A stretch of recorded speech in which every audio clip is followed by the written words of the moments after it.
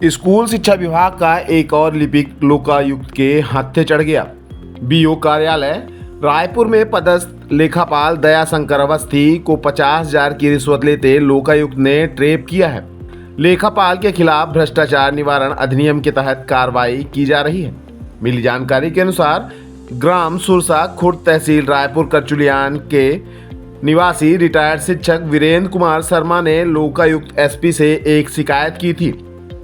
शिकायत में रिटायर्ड शिक्षक ने कहा था कि बीओ कार्यालय रायपुर करचुलियान में पदस्थ लेखापाल दयाशंकर अवस्थी उनके ईएल यानी अवकाश नकदीकरण की राशि का बिल पास करने के एवज में 1,50,000 रुपए की मांग कर रहे हैं। एसपी ने शिकायत की जांच कराई।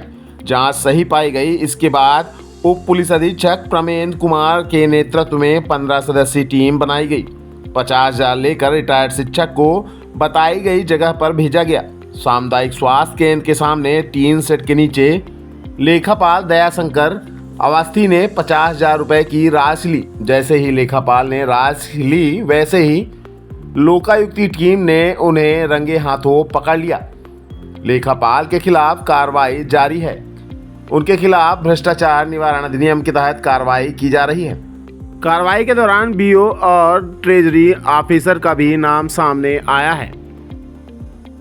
आपको बता दें कि जिला शिक्षा अधिकारी कार्यालय से लेकर सभी बीओ कार्यालय में ईएल का बिल पास करने के लिए कमीशन फिक्स है। बिना कमीशन दिए बिल ही पास नहीं किया जाता है। डीओ कार्यालय में भी रिटायर्ड शिक्षक ईएल का बिल पास कराने के लिए चक्कर काट रहे हैं।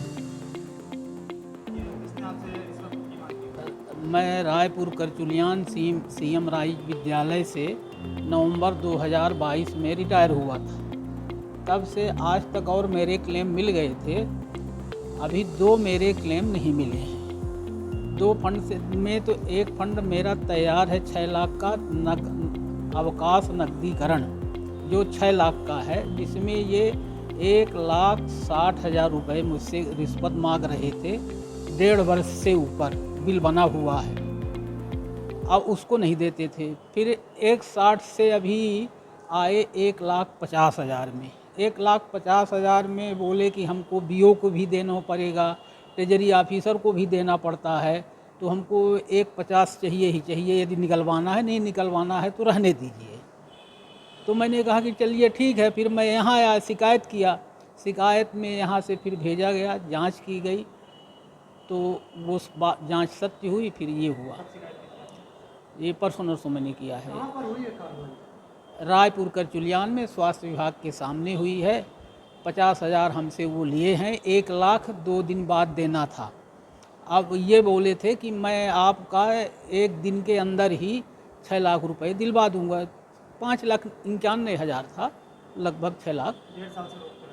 1.5 साल से 2 वर्ष मुझे रिटायर लगभग हो रहे हैं, रिटायर हुए। पैसे मेरा नहीं दे रहे थे।